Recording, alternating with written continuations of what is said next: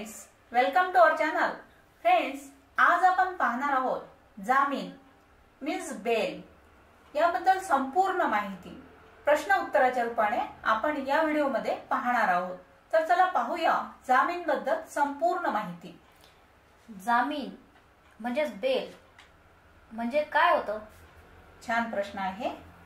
जामीन म्हणजे कोणत्याही अपराधाची कारवाई किंवा सुनावणीच्या दरम्यान अटक केलेल्या आरोपीस अटींवर सोडता येते.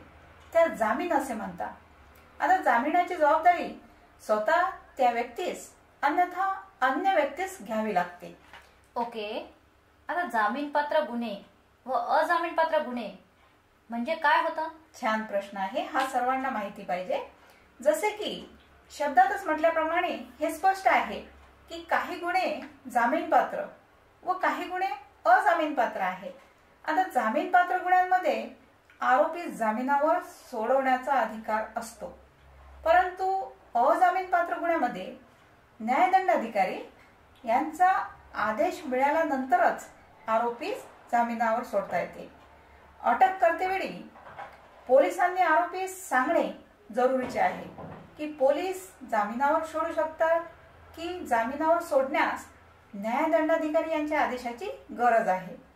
जर पोलिसांनी अशी कल्पना दिली नाही तर आपण त्यांना विचारू शकतो, ज्या गुन्ह्यात अटक केली आहे तो गुन्हा जामीनपात्र आहे की अजामीनपात्र आहे.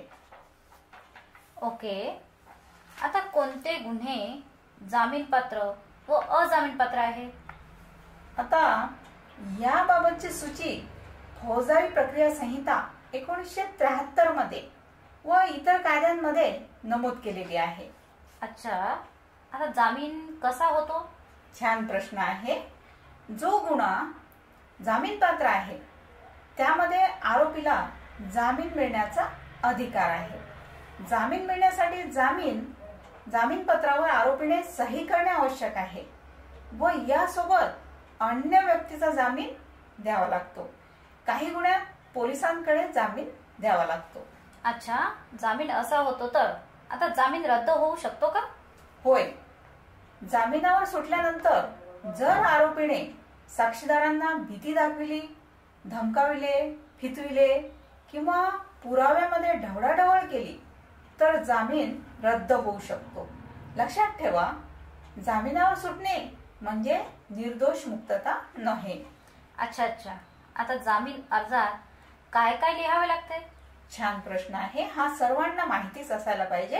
आता जामीन अर्जात नाव व अटकेची तारीख, कोणत्या गुन्ह्यात अटक झाली, पत्ता व किती वर्षापासून राहत आहे व कुटुंबाची सविस्तर माहिती, घर स्वतःचे आहे की वडिलांचे किंवा भाड्याने आहे का, घर भाड्याने असेल तर घर मालकाची सविस्तर माहिती, कोठे काम करतो व किती वर्षापासून करतो, यापूर्वी कधी अटक झाली होती का, खरे असेल तर तसे लिहा, आपण गुन्हा केलेला नाही हे खरे असेल तर तसे लिहा, माझी अशी विनंती की मला जामिनावर सोडण्यात यावे असे लिहावे.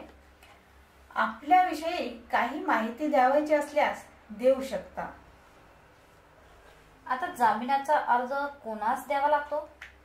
जामिनाचा अर्ज अटक झाल्यानंतर पहिल्याच दिवशी न्यायदंडाधिकारी यांच्या समोर साध्या कागदावर अर्ज लिहून द्यावा लागतो. अच्छा, असं का?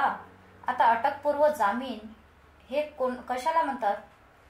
अटकपूर्व जामीन म्हणजे जेव्हा एखाद्या व्यक्तीस शंका येते की त्याला अजामीनपात्र गुन्ह्यात अटक होण्याची शक्यता आहे, अशा वेळी उच्च न्यायालय किंवा सत्र न्यायालयात अटकपूर्व जामिनासाठी अर्ज करून अटकपूर्व जामीन घेता येईल व अटकेच्या वेळेस ताबडतोब जामिनावर सोडले जाऊ शकते.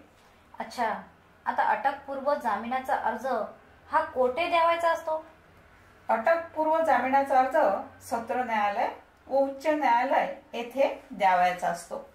ओके, आता यासाठी कोणकोणत्या अटी व शर्ती आहेत? छान प्रश्न आहे.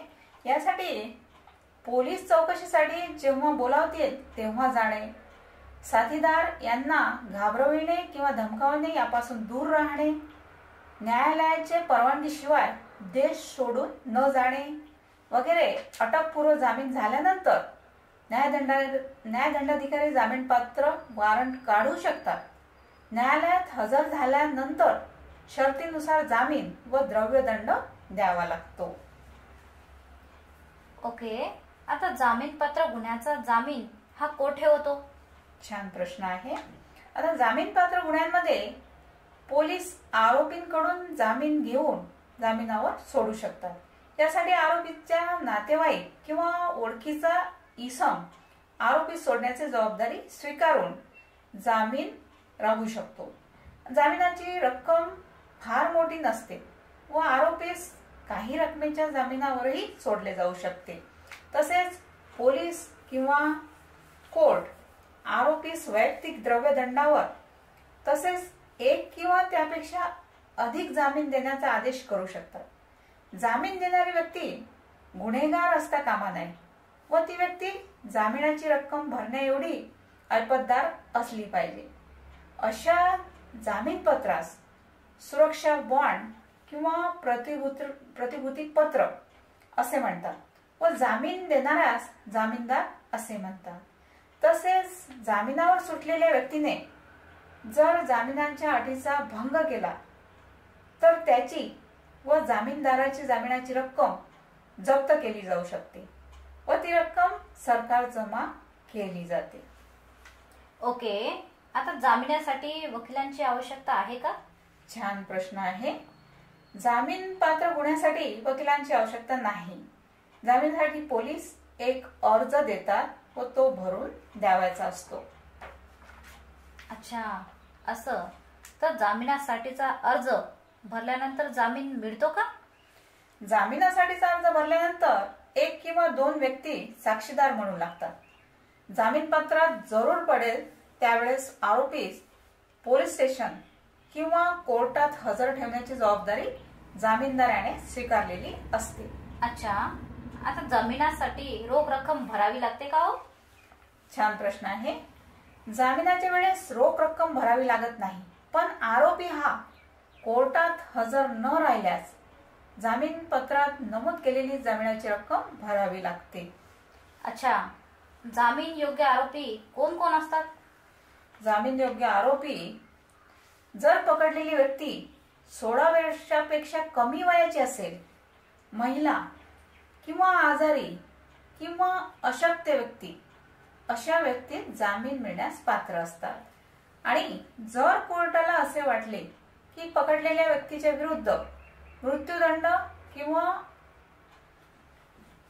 आजीवन कारावासाची शिक्षा असलेला खटला दिसत नसेल तर तो अशा आरोपीला काही अटींवर व जामिनावर सोडू शकतात. तसेच पकडलेली व्यक्ती वैयक्तिक जात द्रव्यदंड किंवा ऐपतदार व्यक्ती जामीनदार म्हणून देणे आवश्यक असते व तो तसा जामीन देत असेल तर त्या व्यक्ती जामिनावर सोडले जाऊ शकते. अन्यथा असा खटला आरोपीला कारागृहात ठेवूनच चालवावा लागतो. आणि जर आरोपी हा न्यायालयीन कोठडीत असेल, त्याचा कारागृहातील कालावधी हा त्याच्या विरुद्ध असलेल्या गुन्ह्यातील शिक्षेचा अर्धा कालावधी झाला असेल तर त्यास वैयक्तिक जात मुचलक्यावर सोडणे जरुरी आहे. ही सर्व माहिती जामीन बद्दल होती. Thank you friends.